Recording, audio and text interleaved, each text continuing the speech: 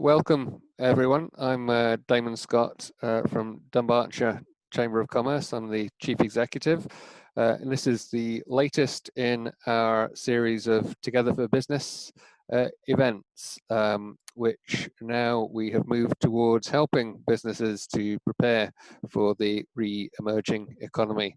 So we'll continue to look at ways we can pass on valuable information and knowledge transfer to help you with your business going forward. So this is a particularly important area. Obviously, the digital world has exploded with lockdown and the crisis. Remote working's become the norm, and people have very much sort of discovered or rediscovered the internet. So we thought it would be really useful to provide what is sometimes a bit of seen as a bit of a dark art, but I think if you can just get your head around some of the basics of some of these things, you can make quite a decent impact just within your own business. So that's where this particular event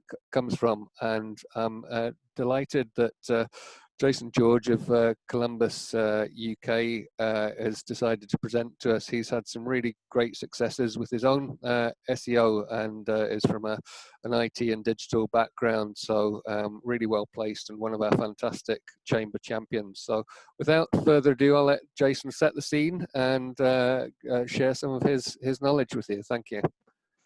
Thank you very much, Damon, and thank you everybody for joining us today. Your participation is very welcome. I will start by sharing my screen so you can see my slide deck, which is what I shall do right now. And there we go. Okay, and we'll just view from beginning. Fantastic. Okay, so this is an introduction to search engine optimization. My name is Jason George. I'm head of business development for a company called Columbus UK. And I'll tell you a little bit more about business in a moment, but a little bit of housekeeping first, if I may. For those, most of you should be familiar with Zoom now. Since the beginning of lockdown, everybody is familiar with lots more video meeting platforms. If you are new, at the bottom left-hand corner of your screen, you can unmute and mute yourself if you need to speak. You can also stop and start your video in the bottom left-hand corner too. You can also change your screen view and change the number of participants you can see. And you also have the ability to chat. And within chat, you can ask any question, which we'll address at the end. We'll have a little section at the end where we can talk about any questions that are raised during the presentation. Also, there is in the bottom right-hand corner of your screen, there's like 3 tiny little dots. So at the end of the webinar, if you hover over those dots, you'll be able to see you can download the chat. So if there's any contact details, questions, exchange, then you can download that at the end of the actual meeting itself as well. Okay. So what we're going to cover today, we're going to cover a little bit about SEO background with some latest stats and some interesting facts that are really relevant to the environment we find ourselves in right now. We'll discuss a few things around the hot or the key issues around search engine optimization, that being keywords and topics. Topics is becoming increasingly important to how you rank within Google's search engine results pages, or SERPs for short. And we'll cover that in a little bit more detail throughout the presentation. We'll also look at a little bit around best practice, and I'll show you what I've done on our website to make sure that we rank highly for a piece of work we've done recently around a product development. And I'll also give you some top tips and some free tools as well. And as I said earlier, we'll do a Q&A and cover anything off at the end that you want to cover. So just before we do start with all of that, just a little bit about myself and our business. For those of you that don't know me, the company is called Columbus UK. We're based at the Mulgai Enterprise Centre north of Glasgow, and we provide managed communications and technology services, which includes IT support, web development and hosting as well. We really focus on the collective happiness of everyone that's involved in our business. And the key thing that we do, we help improve businesses and make people's business lives simpler by helping them consolidate services so they have one supplier to deal with. We also focus on cost reduction and improving productivity through the managed services that we provide to customers. And these include telecoms, broadband, mobile, and IT that I previously mentioned as well. In terms of COVID-19, it's clear that we're all working very, very differently now. We're all more suited to remote working. We all know about the advantages and disadvantages of that, but we've got a plan in place where we're going to develop the business post-COVID-19 and focus on areas where we think there's growth opportunities, and that includes e-commerce, for example. Our unified communications and expanding our portfolio, and our IT security services as well. So we're thankfully very lucky to be in a good position to develop our business and actually support the local economy, because off the back of this, we're going to be starting an apprenticeship scheme to support growing areas of our businesses as well. Okay, so where does Columbus and SEO start? Well, like many of you, I don't know, one of the key things about web development over the last decade is there's been a migration from the digital agency, albeit there is still a big place for the expertise that digital agencies provide, but an environment where you can build your own website, and that's gone down two significant channels.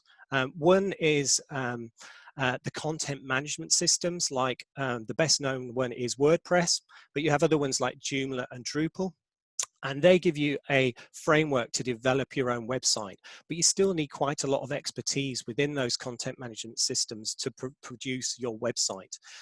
More recently, there is the self-builder style websites from the likes of Squarespace, Weebly, Wix, and so on, that allow you to build a website very easily and using simple tools and wizards to create the pages that you need. Now, going back a significant amount of time, we were kind of a little bit underwhelmed with the results we were getting with from a digital agency that we employed to develop our website, and we weren't particularly happy, and we thought we could do so much better. So we decided to bring the whole thing in-house and develop ourselves. That was how Columbus Digital was born. We decided to learn coding, learn SEO, learn everything that we need to actually develop websites ourselves, and we became experts in doing so. We focus on WordPress websites, and we now develop websites for our customers too, including one of the leading schools organisations in Scotland and large legal firms in Glasgow as well. So we put the effort in to do it ourselves and learn everything inside out, and it's really started to pay off. So that's the background of where Columbus Digital is as part of the Columbus organization. So for those that you don't know, SEO stands for Search Engine Optimization, of course, and it's all about the practice of increasing the quantity and quality of traffic to your website through what we call organic search results. Now that's really important, the term organic, and there's a very clear distinction from where traffic's coming from in search engine results. We're going to focus on organic. What happens when somebody searches for something in Google primarily, and we're not going to be talking about what we call paid search or Google AdWords and other products that actually appear at the top of search engine results pages. So the focus today is on what you can do as a business, a small business owner or a local business owner, to actually really optimize your website and get more out of it and be able to do it yourself, and therefore it's cost effective. We're not going to be looking at paid traffic today. Okay. So as I mentioned, we're going to focus on organic search today, but there are different types of traffic. Paid includes pay per click, whereby you would pay Google a sum for each click through to your website from a result in a search engine results page. There's also other forms of traffic like referral traffic, which would come from social media. For instance, if you post on Instagram with a link to your website, that link is called a referral. a referral link and it's referral traffic. And that is also direct traffic, but that comes from where you have no referring websites. For instance, if you produce a white paper for your business and you email your customer base and they click on the link to download that white paper directly from your email, that's called direct traffic as well. But today is all about search engine optimization and organic search. Okay, oops, I missed a slide. So just in terms of the global search engine market, as you can see from the diagram here, Google dominates most markets. It's only really in Russia and India where proprietary search engines lead the rankings, the likes of Baidu and Yandex. Most global territories, Google is the market leader, and that's what we're going to focus on today. They do have market dominance in most global territories, and as a result, and as you can see from the graph here, this is the UK market share as of this year. So Google, you can see 93% of the search engine market share right now, and all the others are lagging far, far behind. So everything we talk about today is optimizing your website for Google, because that's where I think you should actually focus your attention more than any other search engine. There are some really interesting search engines in the market as well right now. Two that I'd like to mention are DuckDuckGo. You may or may not have heard of them. DuckDuckGo is starting to develop a good reputation because it treats your data, your searches, with the utmost privacy. Obviously, everything you do through Google is tracked, and we can track all the clicks, we could track all the traffic, we know where those searches are coming from, what devices are being used, and that's because there is code that Google uses, which we can track through a service called Google Analytics and other search tools. Now, DuckDuckGo is completely different. It completely anonymizes your search, and therefore it's wanted to potentially look at in future. Another search engine that I like is called Ecosia. Now, this is a search engine based in Berlin, and they use Bing as their proprietary search results.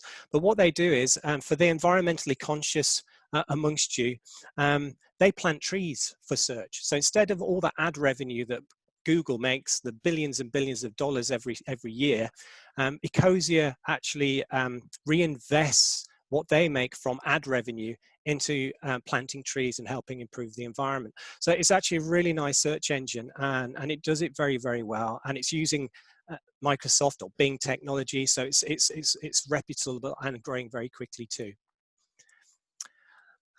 So about today, and I think Damon touched on that earlier, that your website is your new shop front. Everybody is going online. It doesn't matter what you're doing, whether you're a pub, restaurant, or cafe that's closed right now, and you wanted to develop a delivery service. You know, you want a menu online very quickly on a day-to-day basis. It doesn't matter what products or services you offer as a bricks and mortar company. More and more people are searching online now. And indeed, the next graph shows what's happened since COVID-19 began. I think after Christmas, search is usually down year on year after Christmas, and most people are not have intentions of buying that much stuff. They've got their Christmas bills to pay off, and searches from traffic usually picks up from February onwards. But since COVID-19 started, the number of people actually using search has significantly increased over the last 10 to 12 weeks straight. And in fact, there's on one of my slides about facts, there's about 3.5 billion searches on Google daily. But during COVID-19, that's increased to almost 4 billion. And there's a website you can use called Internet Live Stats, and it actually shows you how many searches are being performed on a daily basis through Google and other search platforms like YouTube and others as well. Okay. And again, your addressable market is huge, and it continues to grow exponentially. I find it quite amazing that still 58.8% of the world's population and growing actually are online now. There's still an awful long way to go. And you've got a big addressable market for whatever you're doing. And your website now is more important than ever, especially to get your word out, to get your message out, increase your visibility, especially if you've been focused as a bricks and mortar business or really haven't spent that much attention or resource on your website up until now. If you want to get the word out about your business, now's the right time to do it. Okay. So why does search matter right now? I want to really draw attention to the 2 bullet points in the middle and why I think organic search engine optimization is really, really important still. The fact that almost 12 clicks on organic results compared to a single click for a paid result tells me that it's worthwhile investing some time to make sure that your website's optimized. The people searching for your products and services need to be able to find you. And it shows that a lot of people avoid the Google ads at the top of a search engine results page, and they go to the organic results. Indeed, it's 70 to 80% of users ignore the paid ads at the top of a search engine results page. So they're the key things, and that's why optimizing your website is so, so important. You want to be up there on page 1 if somebody searches for your business, your product, your service. And really, I think the key thing here is 75% of people don't scroll past the first page of what we call SERPs.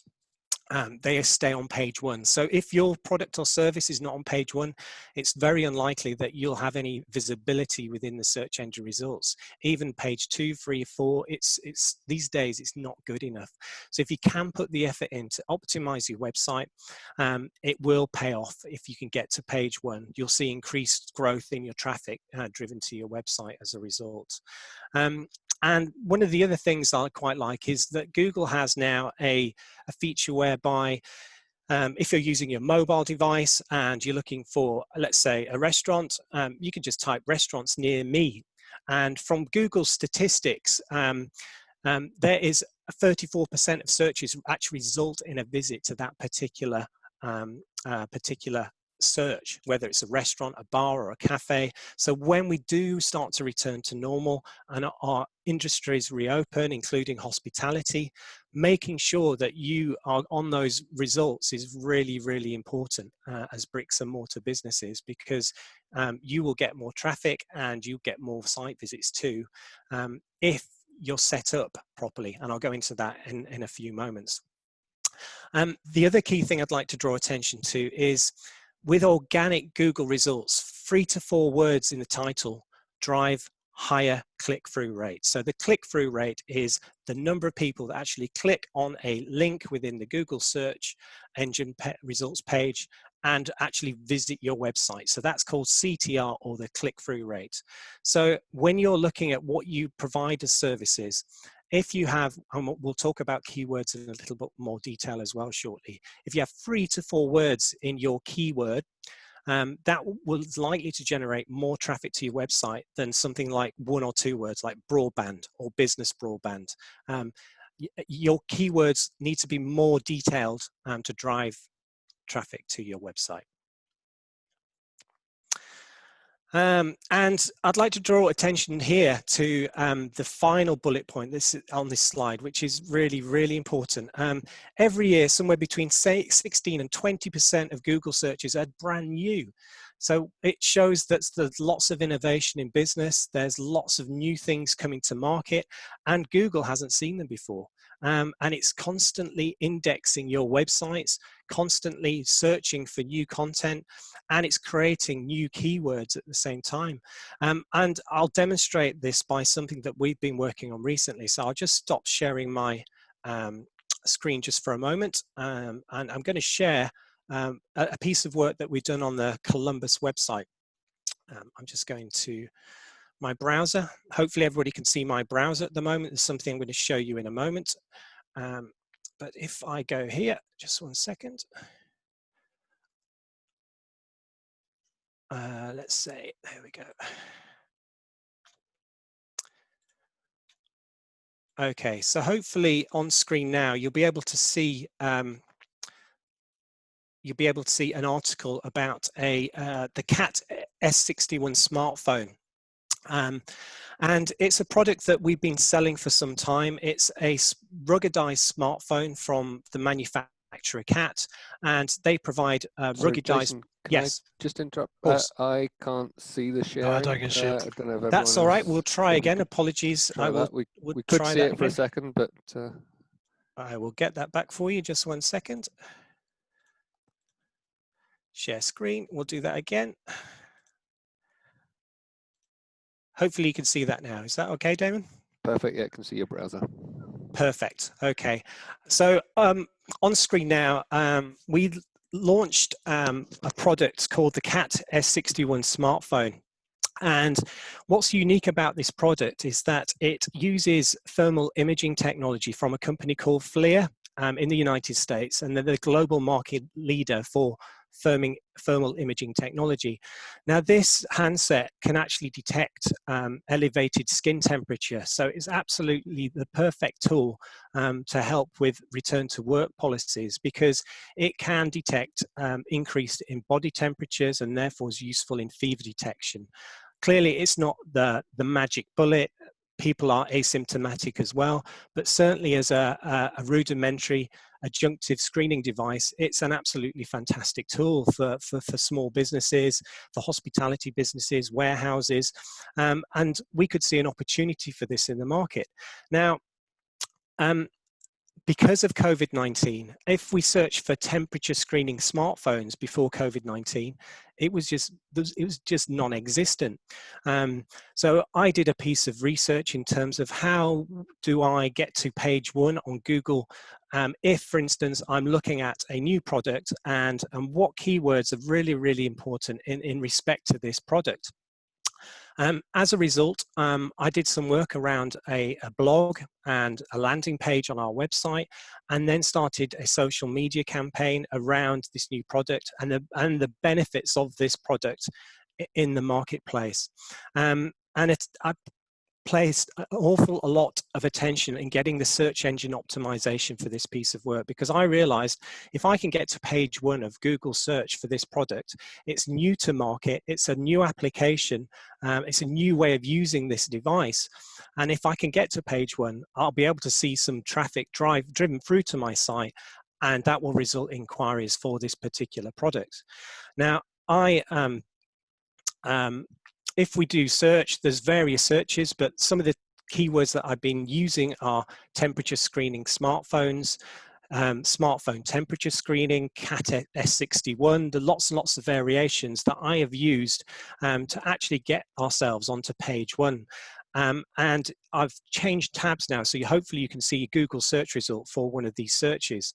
Now, as we scroll down, we can see that I have here a featured snippet, and it gives information about the CAT S61 smartphone, and there you can see our website is referenced too. And that snippet appears above the CAT phone's own website. And so we're on page 1 of that, that particular search engine results page. And if we look at the images too, the first image that you see when you do an image search in relation to that particular product is the image that I host on our Columbus website. And that's the first image before even Amazon, before PC Mag, CAT phones themselves, CNET, some incredibly large organizations. And I've managed that because I've made sure that the image has been optimized properly too. And again, I'll explain what I've done to do that very, very shortly. But it just gives you an example. If you do spend the time and do the research, you can get to page 1. And as you can see here, we're on page 1 with this particular blog article that I posted as well. And we're above even resources like the Telegraph, so which has huge reach and lots of web traffic. So it just gives you an idea. These are things that aren't difficult to do if you understand what you have to do. It's a defined set of processes that sets out how you want to promote a certain product and making sure you optimize it properly on the web page where you want people to land. And I'll go into a little bit more detail on that shortly. I'm going to stop sharing my screen right now, and I'm going to go back to my presentation. I'll share again. Oop. Slideshow. Um, so, but moving on, just in terms of where we are now, I think what was quite telling for me was some research that HubSpot have done recently. And between the years 2015 and 2020, the overall grade average for a website has only increased 16% in 5 years. And in that time, website performance has actually decreased by 17%. So there's lots and lots of factors to consider, but we should expect in 5 years to have much better websites. We should be applying things better. We should have faster websites as well. But from the research that HubSpot's done, it's just not happening. And I wondered, why was that? And I think one of the key things around this is how we actually purchase websites and how we actually engage and use them as website owners.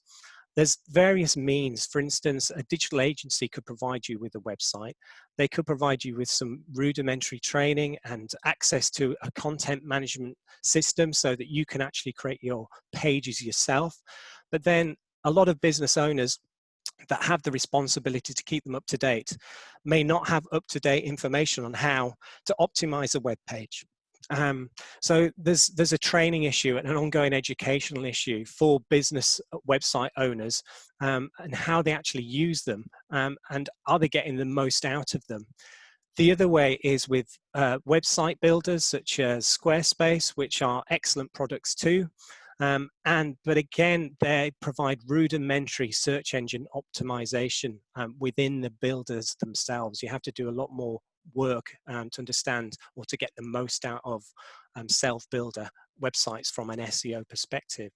So what do you do about that? Why is performance decreasing? Why have we not improved our websites over this year? And I think it's maybe as business owners, certainly you haven't had the time to actually keep them up to date on a regular basis and apply proper search engine optimization techniques as well. And that's something why we thought it was good to address today, just to understand the basics of SEO.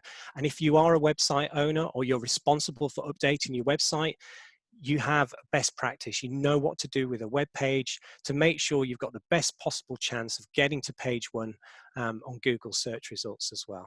Okay. So there are different types of SEO. So the first one is on-page SEO. So this is when you're creating a landing page or a blog to promote your service or provide news to your customer base. What do you do with that web page to actually ensure you've got the best possible chance of getting on page one? So it's things like your keywords. The keywords are absolutely critical with any piece of work you're doing on your website, and making sure that your article has the keywords within that is really, really important. Things like meta tags and alt text and headings, I'll explain just a few slides on.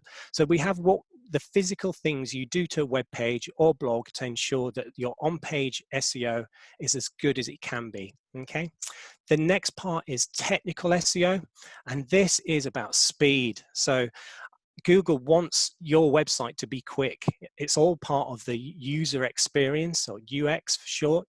And if your website's particularly slow and it takes 10 seconds before there's a meaningful render of your web page, that's going to put someone off from using your website. It's just not quick enough. It's not responsive enough. Therefore, you're going to get less traffic. And actually, Google will penalize you if your website is particularly slow. You should really be aiming for 2 to 3 seconds at most for your website to load, be fully functioning. And there's lots of things you can do to improve speed. And if you have an old website, one of the key things now is mobile friendliness. How does your website look on a mobile compared to on a desktop? Is the user experience good? Is it easy to scroll? Are the call to actions, the buttons, easily usable on a mobile? Are the images rendering properly on your mobile when you look at your website? So again, that's absolutely key to get right. And again, it's a big ranking factor for Google. So mobile friendliness is really, really important. Now, thankfully, all the web builders like Squarespace and Wix, whenever you create a new website, they're already optimized for mobile. So if you view a Squarespace website on any device, it will look as it should for that particular device screen. It's the same being for WordPress and Joomla and Drupal. These are content management systems that are popular in the marketplace as well. If you choose the right theme, it should already be optimized for mobile use as well. And security is key too. A lot of websites still are not secure. So by that, I mean, you may see when you hit a website, you'll see a little padlock next to the URL, the address for the website. And you might see an unlocked padlock if the site's not secure. Again, Google uses that as a ranking factor now. So if your website's not been upgraded and doesn't have a secure certificate, that will downgrade your ability to rank well within Google. So getting your on-page SEO right and making sure your website is speedy and mobile friendly are hugely, hugely important factors. And finally, there's what we call off-page SEO. And this is where we build backlinks, and I'll explain backlinks in a bit more detail in a few slides as well, where we create blog posts for the websites that link to your own and do an awful lot of other work around your website, but it's indirectly to your website. It's not things you do on your website, it's things you do outside the sphere of your website to draw more traffic to you. For instance, Damon, I know on the Chamber, there's in the news section, there's an article about Columbus launching the S61 for thermal imaging and for elevated skin temperature detection, and my website is actually referenced within the article. Now, so there is a link between the Dunbartonshire Chamber website and the Columbus website, and that acts as what we call a backlink or an inbound link. And the more of those links that you have between your trading partners, between organizations, again, Google will ensure that you rank better. So if you don't have any links with any other organizations, it's something that you should consider later on. Okay. Now, I talk about ranking factors. Now, Google has very, very complex algorithms to decide where your website is placed in any search engine results query. And there's over 200 ranking factors that we could talk about, but I thought we'd just focus on the top 8. And they include website architecture, domain security, backlinks, which I've mentioned. And one of the key things I'm going to talk about today is topic authority, which is a relatively new term. And in fact, this is going to be more important than keywords moving forward as well. And then we have content structure, tags, and speed. So in terms of website architecture, there are factors that have a greater impact on your Google ranking than this one. But website architecture is the first thing you should get right first, especially when launching or relaunching your website. And by organizing your website into subdirectories and having clear strings of text, or what we call slugs at the end of each of your URLs or web addresses, it all makes it easier for Google to understand who you are and what topics you want to be an authority on. And the good news is most of the website builders do all this work for you. So you have very little input or things that you need to do to ensure you get your what we call your website architecture right. The other thing is domain security, which we've mentioned. So that HTTP address, it stands for Hypertext Transfer Protocol. And where you see HTTPS, the S stands for secure. And making sure you've got a secure certificate, again, is a very, very important ranking factor. We mentioned backlinks already. And the other thing is topic importance. So Google is talking about topic authority more than ever now. So Google wants you to be an expert in your field and exhaustively educate your customer base about whatever topic that you're interested in, whatever you're developing as a business. And I'll talk about how to approach that and a strategy to work around so that you can become a topic expert on Google. Okay. And what we call keyword intent is absolutely crucial now. So in the early days, we talk about an exact match. So in the early days of search engine optimization, there was a term called keyword stuffing. So for instance, if I wanted to sell a product like business broadband, I would just ensure that I've got the words business broadband in my piece, my landing page and my service page as many times as possible throughout that article, which would Google would would call an exact match. Now that's actually changed these days. It doesn't work like that anymore. If we take, for instance, something like, let's say, best organic energy drinks as a search term, as a keyword, it won't rank well simply including this 4-word phrase several times in your article.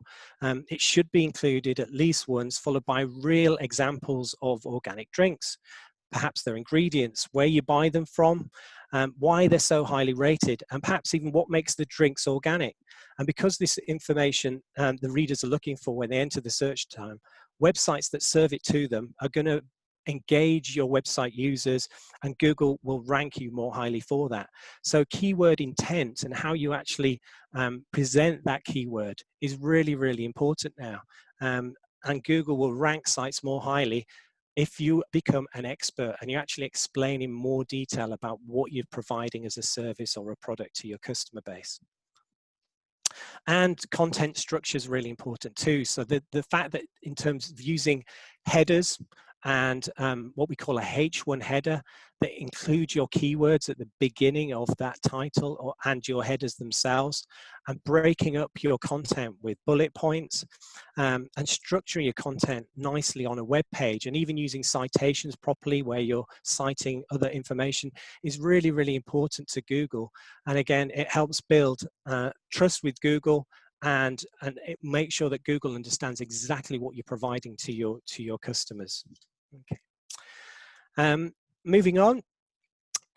So what does Google want to see exactly? So you need to demonstrate expertise with great quality, useful content, and you need to demonstrate you an authority in your chosen area, and you need to demonstrate you are trustworthy too.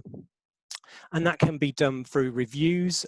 Reviews are becoming more and more important every single day. And if you're not already using a review system, it's something that you should have in your roadmap.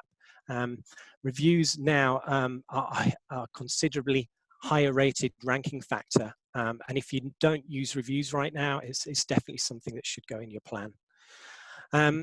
And again, I mentioned page titles, headings, and content to be easily indexed and focused on a single product or service. So Google can index your page accurately. I just want to talk about mobile briefly. I have had a quick scout of some members and non-members websites, and it's quite surprising how many sites are still not optimized for mobile. And this graph shows you the growth of mobile traffic from 2013 to 2019, and it has grown significantly. In terms of this the share of traffic within search engine results pages, there's now more mobile searches than desktop searches. There is something that should be considered though. Even though mobile is growing and will only grow more, people still tend to spend more time on your website from desktop devices on bigger screens such as tablets as well. Mobile is becoming increasingly important for quick searches. I mentioned restaurant near me, for instance, as an example. You're not going to spend a particular amount of time on a particular website. It might be Google My Business listings that you would look at, and then go to a Google map to actually pinpoint the location of a particular business that you want to visit. So those visits and durations are very, very short. But where someone wants to research your product or service, they will still continue to do that on larger screen devices. So even though mobile is more important, I think the key thing is this happened in October 2016, where mobile traffic or searches from mobile devices overtook desktop and other devices. So if you've still not got your website optimized for mobile, do it now, okay? And what has become increasingly important is video. Simon Organ mentioned last week about having a video on your homepage. And I did some research in terms of what video can do for your website right now. And I think the key thing is videos have a 41% higher click-through rate than ordinary text. So if you have a promotional video or some analysis that you present via video and you feature that on your website, host it on YouTube, the chances are you're going to get a much higher click-through rate to your website than you would if you had a written blog. So if you haven't already embraced video, that's another call to action today. What can you do to present your business around a piece of video, which is really important? Obviously, Google and YouTube are linked. YouTube is part of Google. So if you host any video on Google and you link through to your website, host it on your website page, again, that will help with you rank more highly for your content or whatever you're promoting, and doing it by video rather than just a standard blog or copy or text, okay? And location, this actually surprised me a little bit, but it's been aware for a little while. It doesn't matter how optimized your website is. You could do all the work necessary to make sure that your website is as optimized as it can be so that your customer base or potential customers can find you. But if your competitor has a lesser optimized website, but they're actually closer to that person searching, Google will rank them more highly. So location matters, the distance for your business to that searcher. So for instance, if somebody searches for a restaurant near me and it's a few hundred meters away, your restaurant is much better, it's bigger, and you've got a much better optimized website. That certainly inferior competitor will still appear higher than you. So it's something to note. If you've not got your business listed locally, you need to do that now too. And one of the key things and one of the most underutilized tools on Google is Google My Business. And a lot of members are still not using this feature. So you have a great website, it's fully optimized, and you have all your landing pages for all your different services that you offer. You have your About Us page, you have your Contact Us page with all your details about where you are based. But if you don't use local directories like yale.com and don't keep them up to date, and if you don't set up a Google My Business page, how is Google going to really get to know you? How is it going to know about you? Yes, they index your website on a regular basis, but Google My Business is a Google service, and it's a local business listing.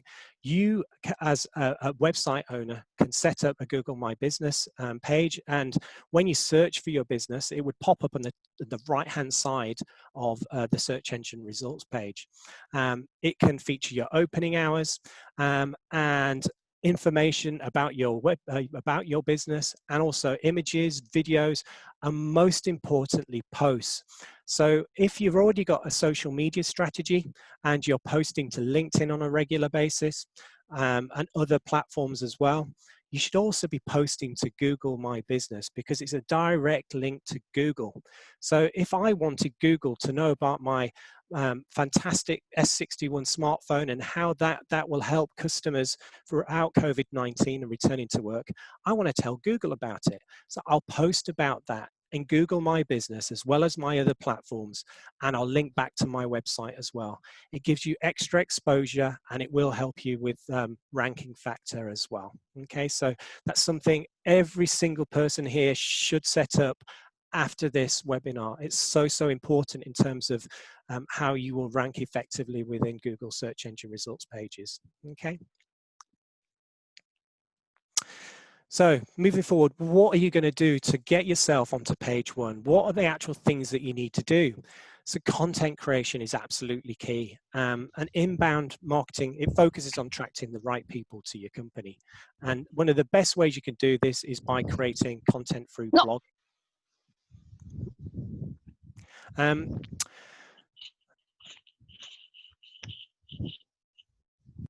Okay, so I just interrupted there just with the noise.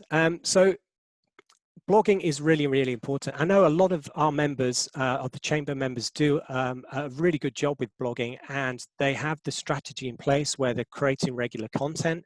If you're not creating regular content for your website, you should start now, or put a plan in action to bring it forward, because blogging is really important.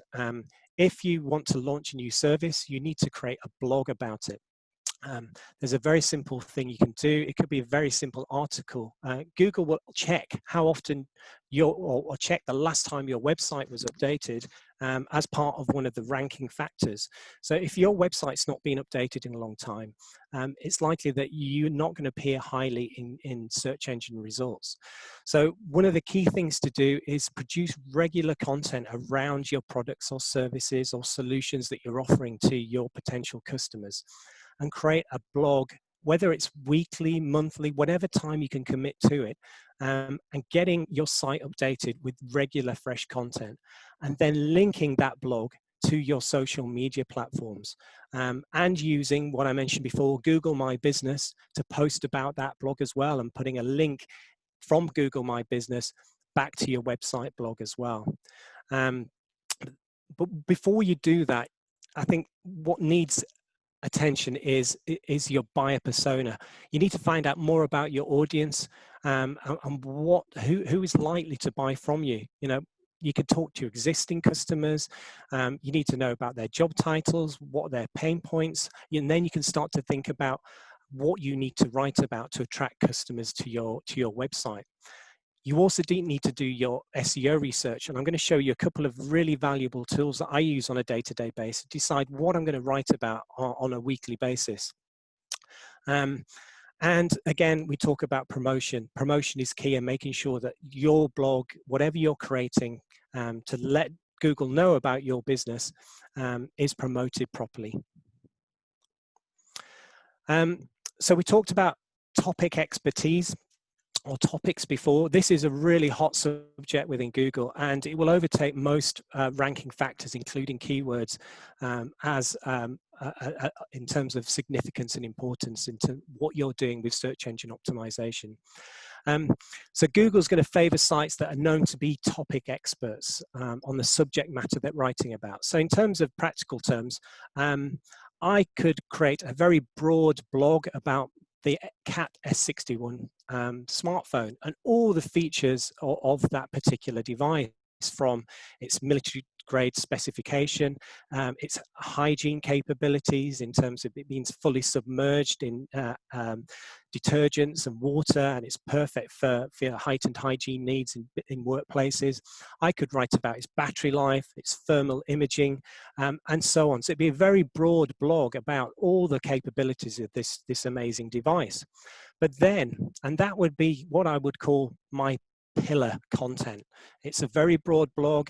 It's quite general in nature, but then Google wants you to be exhaustive about it. So then I could actually produce blog articles that follow on from that pillar content, that focus on some of the key aspects of the device. So in terms of elevated skin temperature screening, how does that actually work? Do I have a video that illustrates what it does? And so on and so forth. I could talk about lots of different aspects separately in separate blogs about that device, and really, really drill down exhaustively in that device to become an expert. Show Google that I'm an expert with that product, and that's how Google will treat your content. It will say to Google, you're an expert. If somebody searches for Cat S61 smartphone, I'm going to put you in page 1 or high up in the search engine rankings. So that's my key takeaway today, is become a topic expert. Really, really focus on something that you want to promote. And once you've done some research, and produce the content in terms of blogs that you promote on a regular basis, it will drive traffic to your website if you can put that time and effort in. So that's really, really important, the cluster content. So you have a broad blog that introduces a topic to your audience, and then you have subsequent blogs that start to drill down into more detail about that particular product or service. And keywords, I think that's the other thing I want to focus on today. How do you know what your users are searching for? If you knew what they're searching for, you can optimize your website and you drive traffic to your website. And you do that through what we know known as keyword research. So in terms of keywords, typically they're 1 to 5 words. It's a keyword regardless of the number of words in the search. And you'll hear a term called long tail keywords, and these are usually 3 words or more. And if you want to learn more about keywords, there's a fantastic resource called Moz or moz.com that provides a really, really useful guide to SEO, and in particular focuses on keywords and how you do your research and what you should be doing to identify what you need to write about to draw customers to your website. I'm going to go into a search tool that I use now just to show you how easy it is to do your keyword research. But of course, there are lots of different types of searches. We've got informational searches, like who wrote Harry Potter, for instance. We've got navigational queries, where is Dunbartonshire Chamber of Commerce based, for instance. And then we've got transactional queries. I want to download a movie, a film, or whatever it might be, or purchase something. And then there's the local market, which is obviously very, very important for every member here as well. I'm going to stop sharing my screen just for a moment, and I just want to show you a website. So I'm just going to share again and share my browser. Hopefully you can see the search results page that we just referenced before. Now I'm going to reference this website here called Ubersuggest. It's managed by a chap called Neil Patel, and there are lots of tools you can use to find out keywords that are suitable for your business and what you should be writing about. There is, of course, Google Analytics, which I'll go into a bit more detail. There are lots and lots of search tools you can use to find the right keywords. But this Ubersuggest in particular is very, very simple to use. Now, there are paid plans, of course, that open up more features, but certainly for what you're doing from day one, this is more than adequate. You will need to log in, so you do need an email address and to log in to get the most out of it. But again, you still don't need to pay anything in terms of the basic tier. And what it is, on the left-hand side, you can see here, I've used a search just for as an example, hairdressers Glasgow. I know a lot of us will want a haircut sooner rather than later. And within the results, it's given me 220 keyword ideas here. And it also shows the search volume, the number of searches this particular keyword has during a month. So in here, I can see there's 3,600 searches a month for hairdressers Glasgow. And if I wanted to pay for a cost per click, it gives you the cost per click average. It also gives you the paid difficulty. So if I actually wanted to pay Google AdWords some money to actually get some clicks through to my website, if anybody entered this search term, it will give you the difficulty, how difficult out of scale of 0 to 100 it would be to get the result that you wanted. And finally, this is the most important one here at the end, the indicator here, SEO difficulty, the estimated competition in organic search. The higher the number, the more competitive. And again, this is scaled from 0 to 100. So if I wanted to do an article on hairdressers Glasgow, or whatever it might be, this is how difficult it would be to actually rank on page 1 for Google's search engine results page. So something quite easy here is 11 out of 100, hairdressers Glasgow city centre, but it gives you a vast volume of potential keywords and an indication of the volume of searches for any keyword that you want to search for that might be relevant to your business. So it's absolutely fantastic for keyword research. And once you've identified a keyword that you think is suitable for your business and is rates relatively simply in terms of what we call the SEO difficulty, then you can start planning content around those keywords specifically. So that is one tool that I use to actually do my keyword research before I start writing a blog, and making sure that I'm going to be writing about a particular keyword and addressing the challenges a customer needs. Now, it's not just keywords; they have questions as well. What questions are people asking? So, within your title of a blog, for instance, you could target those questions based on the keywords research that you've done through Ubersuggest as an example. Okay, I'll stop sharing that. I'm going to go back to my presentation now.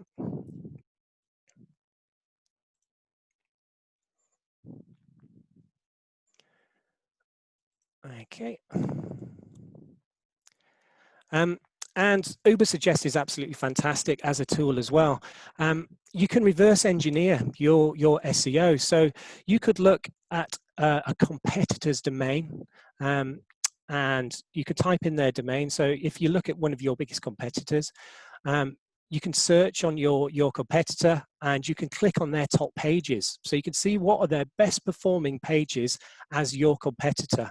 And then you can select a particular page and view all, and it gives you details about the estimated visits.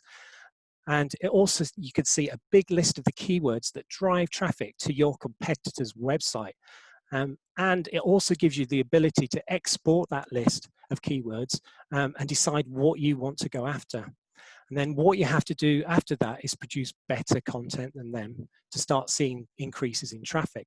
But it's an absolutely fantastic tool to analyze what your competitors are doing and actually seeing what works well for them. Where are they getting their traffic? Which keywords are working particularly well for them? And what could you use to adopt and create more traffic for your own website? So again, and that's actually available at the free tier. You don't need to pay anything to Ubersuggest to get that information out that you need.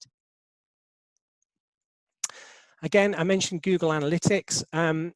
There's a number of tools you can use to actually start to understand where your traffic is coming from and your keywords and lots of other factors that affect the performance of your website and the amount of traffic that comes through to it.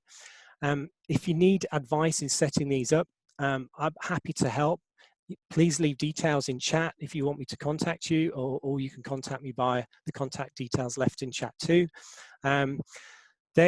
There's certain things you need to do with your website to start understanding what's happening in terms of the analytics, the statistics, the number of people that are visiting your websites, the session durations, how long visitors are staying on your website. You need to embed code within your website so that Google Analytics can report on activity on your website. Some of the website builders, they automatically do that for you. But if you need assistance, again, we're happy to help with that. So what do you get out of Google Analytics? It's really about who's visiting your site and how many visitors you're getting on any time period that you want to check, and how they're getting to your site, where are they coming from, and how much time they're spending as well. So it provides really granular information.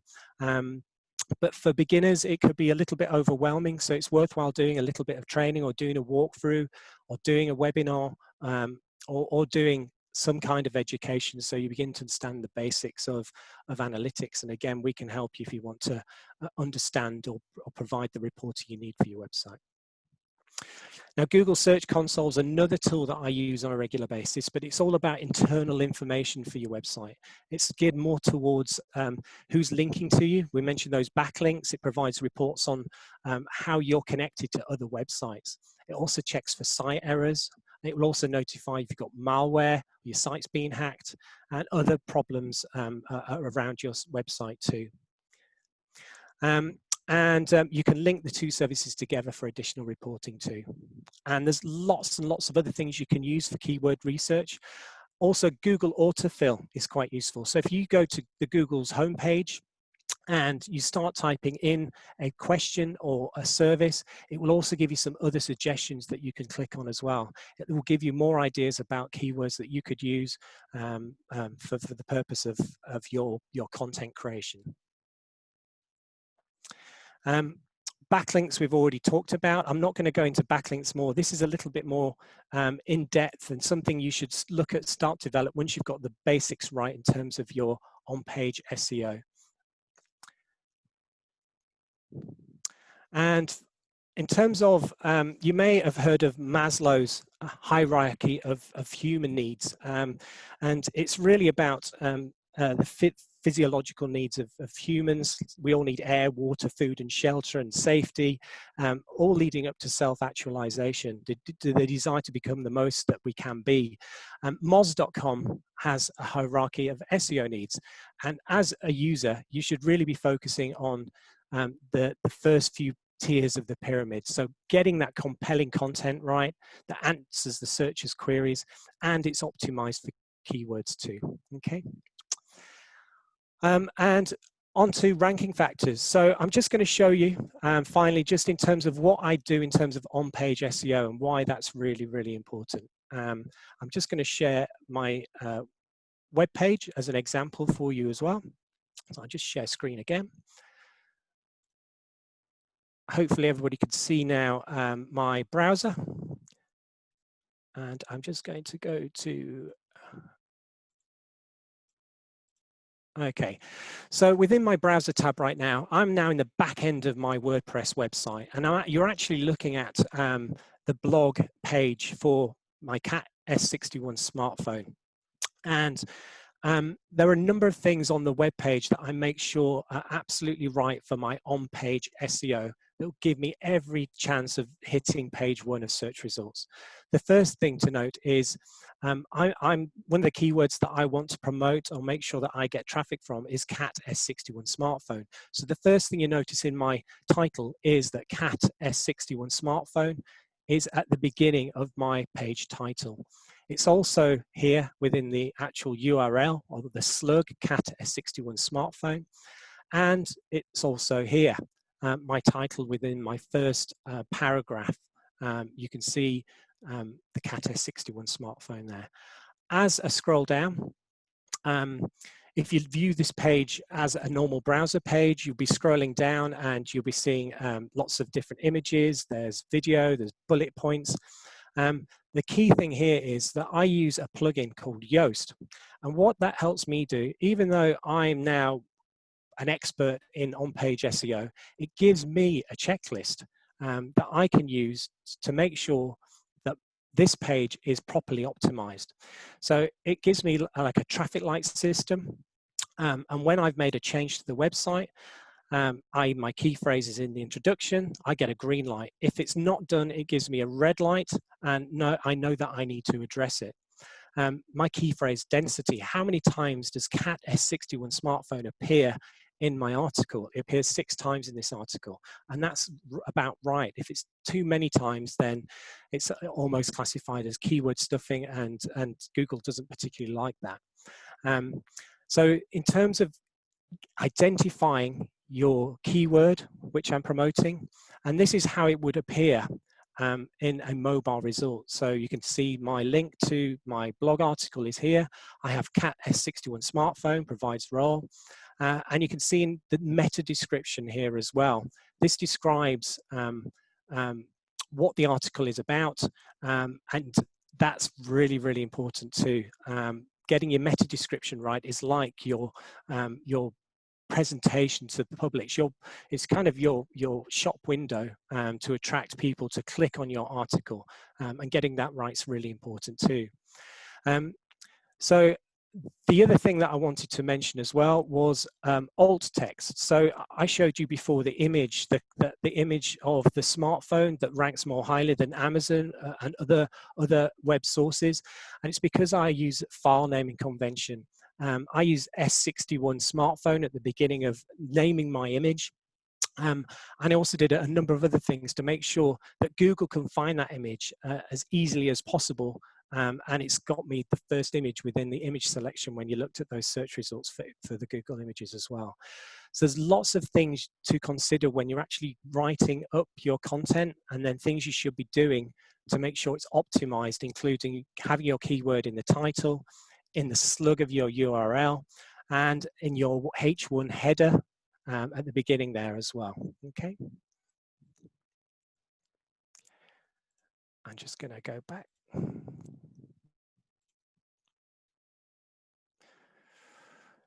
Oh, I'm going the wrong way, apologies. So yeah, just to summarize, the SEO page title is really, really important. It's the first thing that crawlers see, and it should describe the page content as well. And you should only have one H1 or main header on all pages. And of course, the target keyword should appear in the first paragraph as well. So again, I mentioned that meta description. It's kind of your sales pitch. It's how to present your product or service without being too pushy, and it needs to really reflect your subject matter well. And it's really, you've got to aim to do that within 150 characters or less, so that it's properly visible within the search engine result pages. And within content management systems, I showed you the back end of a WordPress blog and how I add the data that I need. It's all that information that you need to add is easily accessible with whatever content management system you're using, or self-build a website as well. I'm conscious that we're probably going to close up on time soon. I don't want to keep you too long, so I'm going to leave a few sections.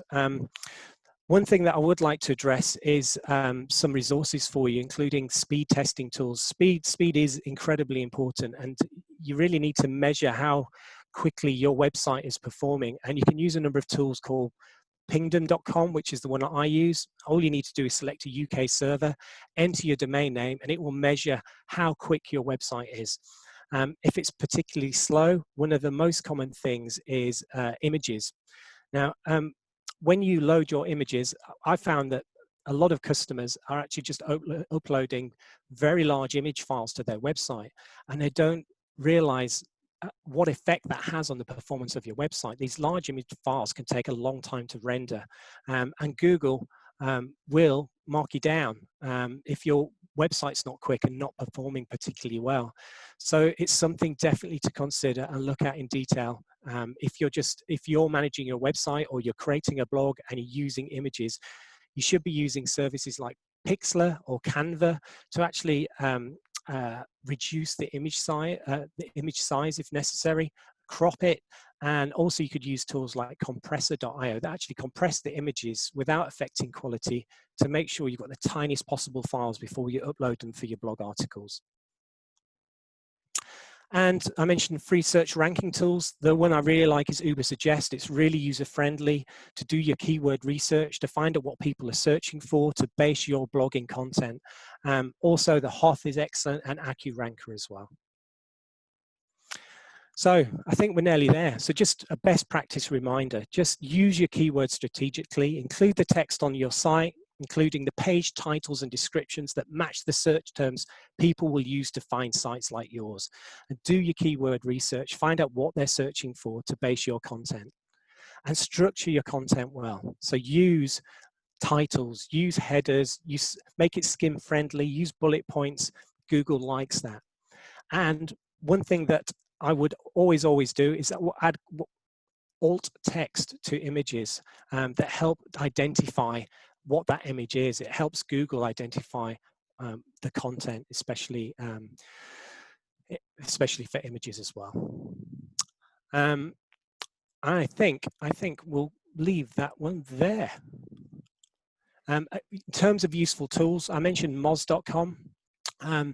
The presentation will be available to anybody that does require it. So these resources will be available to anybody that does require them. Moz.com is a fantastic depository of information about beginner's guide to SEO. So if you want to dig deeper into topics, pillar and cluster content, the importance of keywords, and learn more about backlinks and why that's important to your rankings within search engine results pages, you can get all that information from there as well. And one website to note is Hotjar. Now, this is a different way of actually analyzing your website. It actually uses what we call heat maps. So you can actually see where people are clicking on, where they actually scroll within your web page, what's working well within your web page and what's not. And it helps you optimize your web pages even further. So that's something that is well worth looking at.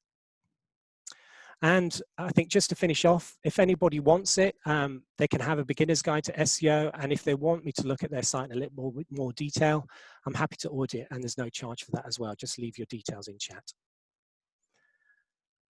So that's really it. So discover the opportunity with your research, apply the keyword research, and become an expert with emphasis on topics. And finally, measure the results. Use Google Analytics to work out where your traffic is coming from and how your blog articles rank. Thank you. That's it, Damon. I hope I have not run too far over. Apologies.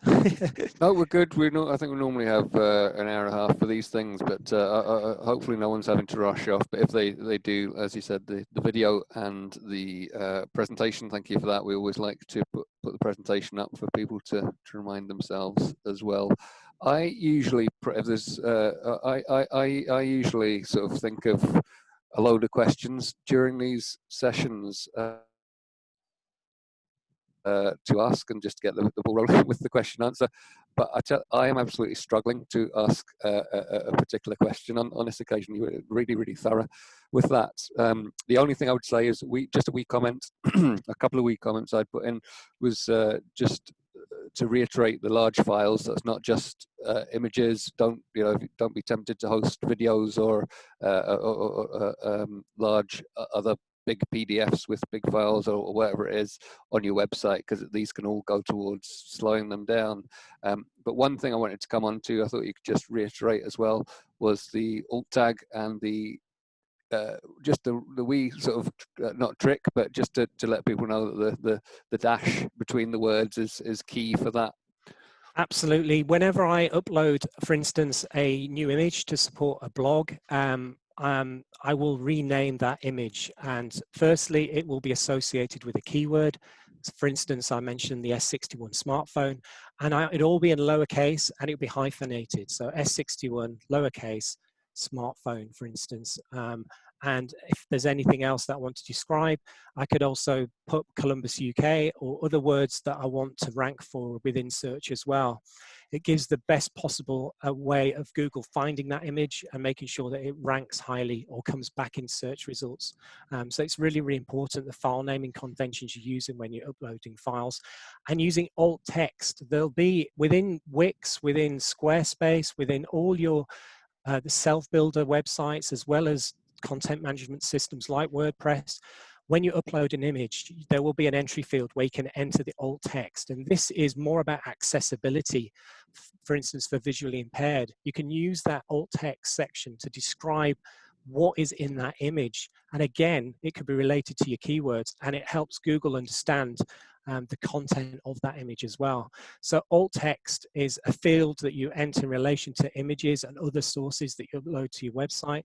And that's really, really important, and will help your users find your content.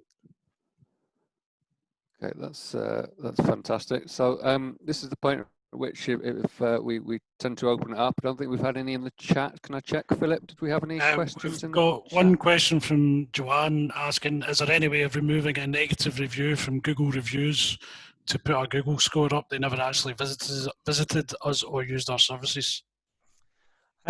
This has come about before. I've had a few customers that have been negatively affected by reviews, not just on Google, but perhaps on other review platforms as well.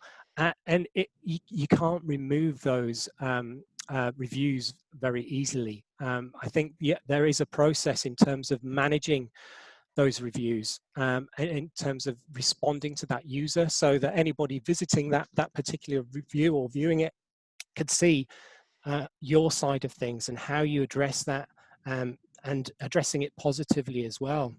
You know, we're sorry for your experience, but this is what we believe happened.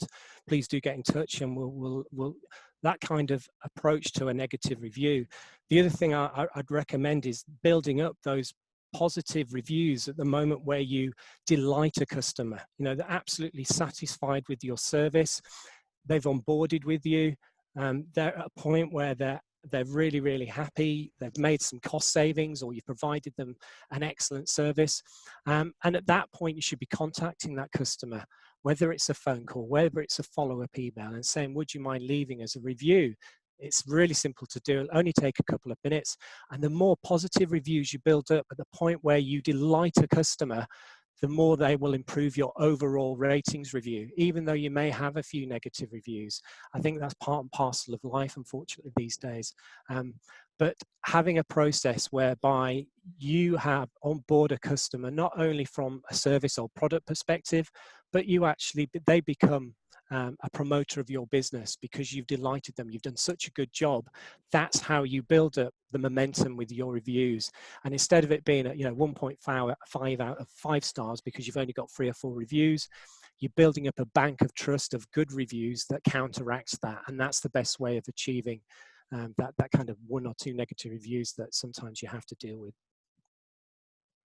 And I think people used to be scared of negative reviews ruining their business in the past. And I think people are more used to the digital world and will go through the reviews to see, is that a one-off sort of thing? So it's only if you get, a few. So I think that's absolutely great advice. And responding to them, bite your tongue or go and have a cup of tea and calm down and say, look, it doesn't look like you actually visited our site. So I'm not sure, it's just being very nice and polite about it, I think, when you respond and putting positives across. One thing I wanted to pick up on, you did, again, it was going to be a key question for me, but SEO is really competitive for the sort of, big tag items, I guess, like you're saying, the accountants, Glasgow or whatever you have. So I think I just wanted you to say a couple of words about how you can, again, the search engine tool, but this is about kind of signposting people to try and find sort of areas they can find, because this is so key to it. Just give people a wee nudge towards finding less competitive terms. So for instance, a lot of us are more local businesses or so competing on a local level can quite often, and I know some actually base themselves on buying the domain for that locality, which is key. So that's become a really important part for those that want to be found sort of and compete in their area more actively. Yeah, so you're absolutely right. There's a lot of search words, keywords that are incredibly competitive. And for instance, if I take broadband, for instance, as a single keyword, it's just something that I would never do any work on because I know how competitive it is as a keyword with when you have all the big comparison sites like Uswitch that have got massive budgets, like Money Supermarket, and then all the bigger broadband suppliers like BT.com. It just doesn't make sense for me to spend time promoting broadband as a keyword because I know how competitive it is. It's less likely that I'll be on page 1 of search engine results if I'm trying to promote that single keyword. Where you'll find benefit is variations of that keyword. So for instance, it might be less competitive, still competitive, best business broadband in Glasgow, for instance, or it could be your particular product or service in a particular area. And you can find out how competitive all these variations of keywords are by using Ubersuggest, because you can start with a very competitive keyword and then start just exploring variations of that keyword or even questions around that keyword which aren't as competitive, and it rates them as well. How competitive is this particular keyword that you're looking at? And you can then take a decision. I'm going to write a blog about that variation of this keyword, because even though the search traffic isn't as great for broadband or business broadband, actually how to optimize home broadband for remote working will work for me, because even though there's less traffic, there's lots of more people looking at that right now because they're having problems with home broadband when they're trying to do their remote working. So it's using tools like Ubersuggest. And I kind of showed people Ubersuggest because to me that's the most intuitive tool in the marketplace to actually do your keyword research and see how competitive phrases are or keywords themselves are, and then looking at competitors and what they're doing and what they're promoting, and you can avoid not using those instances where they're using those keywords as well. So it works both ways. I mentioned the word SEO reverse engineering. Look at what your competitors are doing. You can do it really easy in Ubersuggest, and then you can start looking at variations as well and finding your sweet spot, finding your niche, and then start putting in your blogs to help drive your traffic to your website.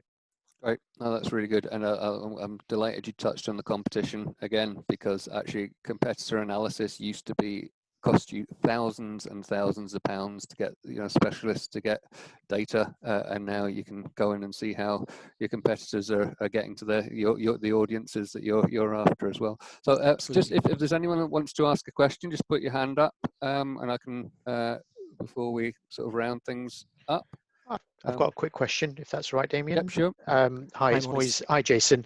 Just actually, you both touched on it, is around videos, and say you were saying not to have them on your site. So, is it therefore best to put it on YouTube and linking out from your website to YouTube? Is that the best way? Would that in terms of best practice?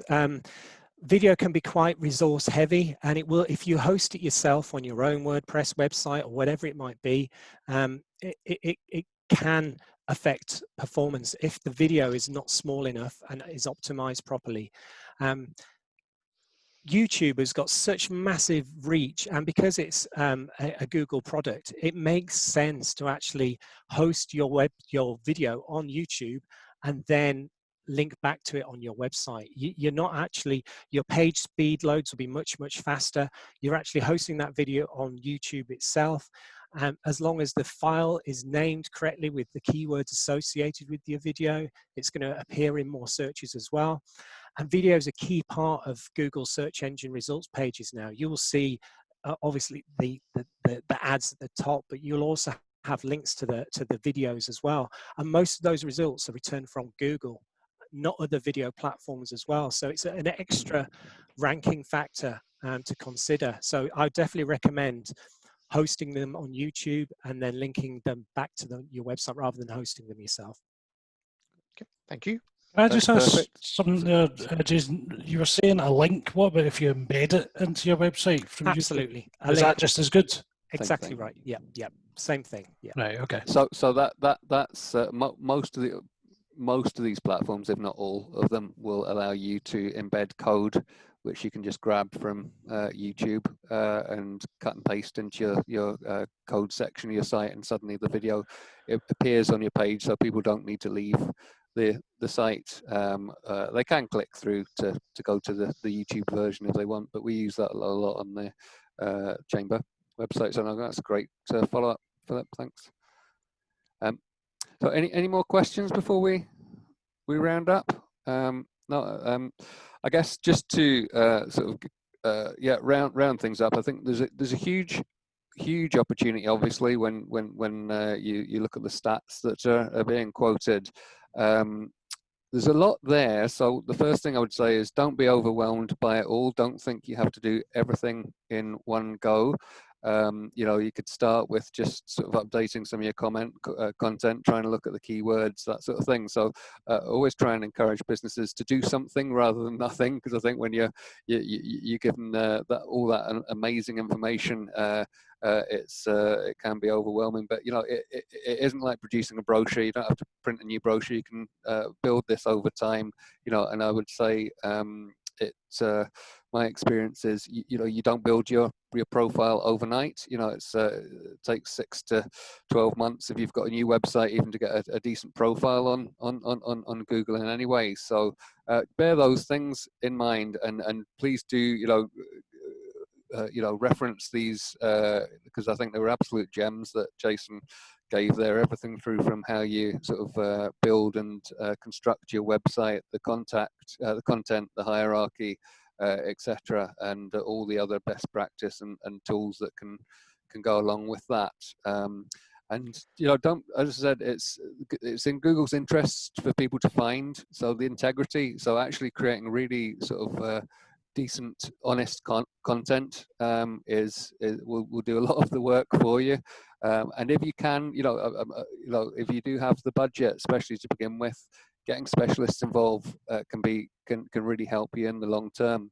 One thing I was just going to finish up on was, it can be quite difficult to write good content with the keywords in. So don't make it sound too stilted just to get your keywords in. And then again, there are specialists out there that can help with that. So again, if we could just thank Jason here for a fantastic presentation, and we'll put that up on our Together for Business hub and send you all out a link to the resources. So thank you very much for attending, and I hope you got a lot out of that. Thanks. Thanks, Jason. Bye, everybody. Thank you.